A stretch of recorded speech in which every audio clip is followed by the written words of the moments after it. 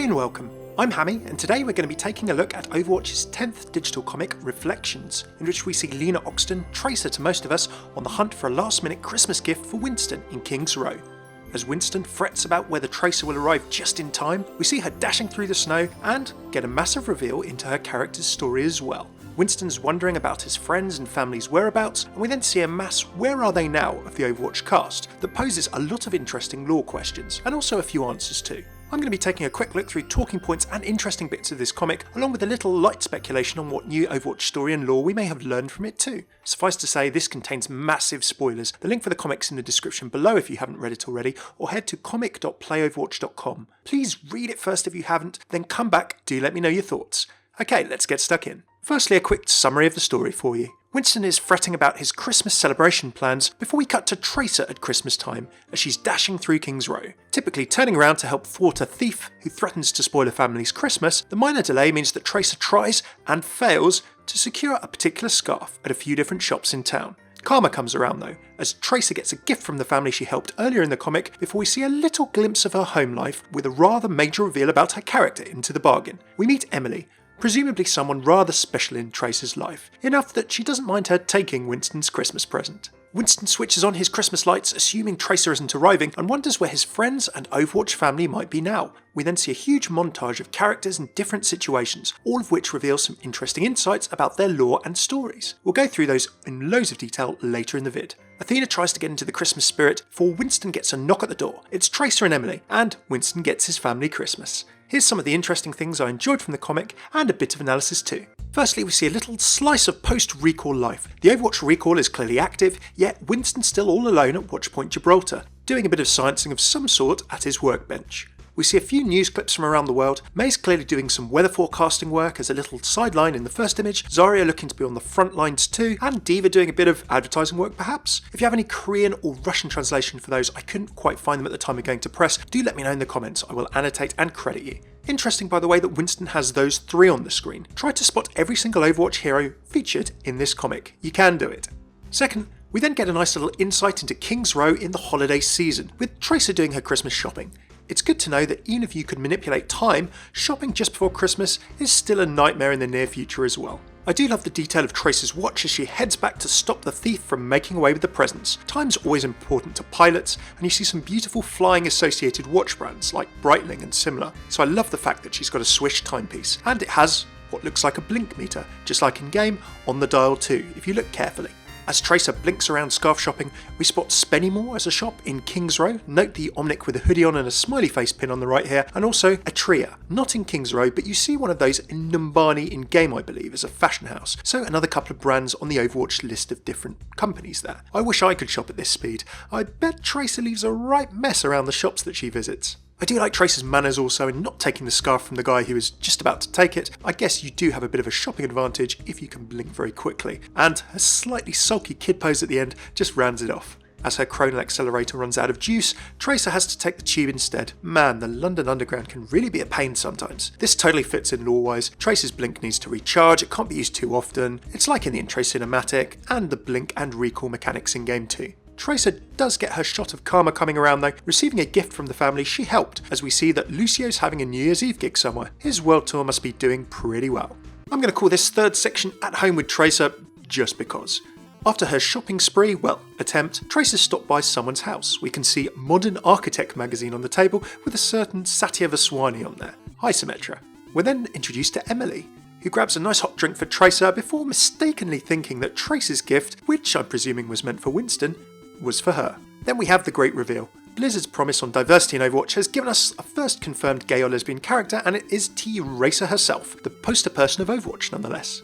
Now, quick flag, I'm going to talk about Tracer's sexuality in terms of story now, not talking about politics or anything else. Feel free to go to social media someplace else if you want that kind of debate. So, how do I feel about this in terms of story? Personally, I think it's a completely in-context reveal. What better way to show who anyone's with in terms of their nearest and dearest, and who's important to them, than at Christmas or during the holiday season? We actually go on in this comic to see many other Overwatch characters doing similar. Also, in my mind, it was, perhaps with the benefit of hindsight, always going to be more likely to be an existing cast member for this story point than any new one. If you create a new character and make them LGBT or similar, then that's immediately what defines them, because they haven't had an opportunity to establish a character and backstory before that fact's been announced. Now, Trace has actually had 2 years or more of being in our minds and consciousness, and she's had plenty of stories that have included her in that time. From the very announcement of Overwatch in 2014 at BlizzCon, she's been there in our minds, and given that this has come up now, the fact that she has a partner becomes another facet of her character, not the defining one to me.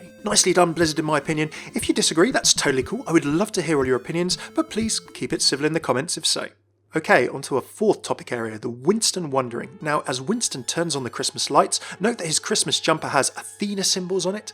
From Athena perhaps, he starts thinking about where his family and friends are, obviously thinking about Dr. Harold Winston, his mentor that we've seen in Recall. We are then treated to a veritable smorgasbord of interesting Overwatch lore, questions and a few answers too, as we almost have a little slice of life moment. A bunch of scenes are shown to us, presumably showing where various heroes and villains are right this minute. Firstly, we've got Zenyatta and Genji in what presumably is Nepal. The whole master and sensei relationship, Genji's either writing some lessons or perhaps a letter that maybe we see the recipient of in a little bit. I wonder if Zenyatta's just meditating or if he's got a destination for those snowballs to be going. Maybe a bit of reflect training for Genji perhaps. Next up we have Farah having dinner with a certain gentleman. Now, interesting points on this one. There is a Canadian flag and what might be ice hockey on the screen in the background. Unsure if she's in Canada, it's a long way from her day job. If so, perhaps she's got the Christmas off from Helix Security, guarding deadly god AIs and the like. She must have a little bit of leave due after that incident, I think. Now, this guy, we haven't seen a precise match for him anywhere as far as I know. There's a little grey hair on the side of his head. A lot of people have theorised that from Farah's Thunderbird skin, she might have some North American indigenous relations or heritage of some kind. Now, anything's possible at this point. We don't know who Farah's dad is. Farah does know who her dad is. It's not a mystery in the story, according to Blizzard, to the characters who should know about it. Who knows, that could explain her popping over to Canada if so, whether it's her dad, a relative, or somebody else. Next up, we've got an awesome big centerpiece picture of Torb and what I presume must be Mrs. Torbjorn Lindholm herself. Torb dressed as Santa Torbjorn as well, as we've seen in his skin. Santa clad indeed, really, really cool. Panning to the middle of the picture, we can then see what I think is Uncle Reinhardt sat there with 8 kids around him and Brigitte as well, if you notice, on the right hand side there, reading some stories. That's a really cool Christmassy image. I do love this cat at the bottom as well. He looks almost like a tiger, really crazy markings all over that. Now, there are some really nice details in this image as well. If you take a look above the fireplace, you can see the Overwatch image from Anna's original trailer, so that being a photograph kind of cements it into the lore a little bit as well, and a Bastion image on the floor, just to make sure that he's included. Omnics have feelings too. In terms of Brigitte here, I think there's probably going to be a little bit of speculation as to whether she's related to Torbjorn in some way. I mean, you've got 8 kids here, you've got a very blonde hair colour for the mother, and you've got presumably what is a very reddish hair colour for Torbjorn himself, I am imagining. Now, if we have a look at Brigitte in the comic, she does have this kind of reddish hair colour. Who knows? Maybe she fits into this family, maybe she doesn't. But it's interesting to see her there in the picture, and the fact that she's accompanied Ryan. If she's no one to do with the family, she's obviously deemed close enough to be allowed into this family Christmas. Flipping over to Australia, where of course it's rather warm at this time of year, Junkrat and Roadhog are celebrating in a bit of a different way. A nice sunny place, Luna Park in Sydney. Kind of a historic theme park in Sydney. They seem to be driving out of there at speed, but I'm hoping they've had a fun time. Moving over to Hanso, well, we see him in a little bit of casual attire, which is a bit different to the way that we normally see him, although he still does have his arrows or bow perhaps on his back by the sound of things. Never off duty, that man. He's clearly showing a bit of interest in the cake. Maybe he's admiring the simple geometry. I'll get my coat.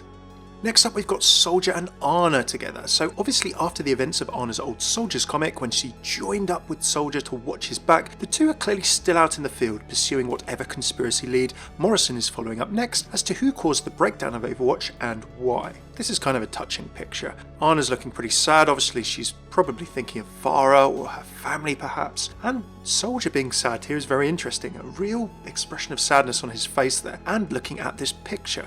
Now I wonder who the person is in the picture with him. I'm presuming it's him on the left hand side. Note that it's just the 2 people in this picture. Can't honestly tell if that hairstyle, whether it's a man or a woman perhaps, or whether it's someone that we've seen already. So I think that's going to be pretty much speculation at this point, but clearly someone important in his life whose Soldier is missing.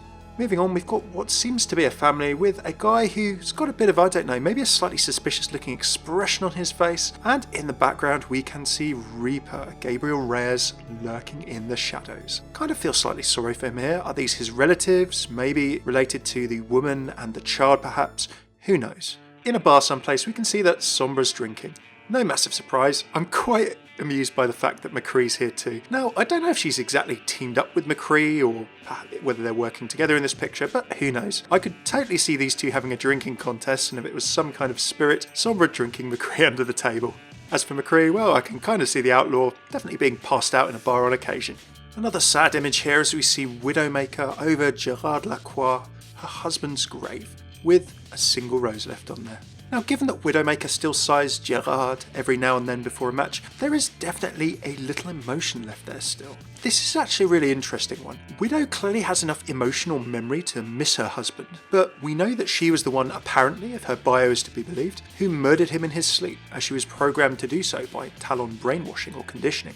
Speculation time. If Widow misses him and mourns his death, does she actually know what Talon programmed her to do? If she did, why would she still be working for them unless she was under some serious control? Maybe Talon have told her something different as to how Gerard died.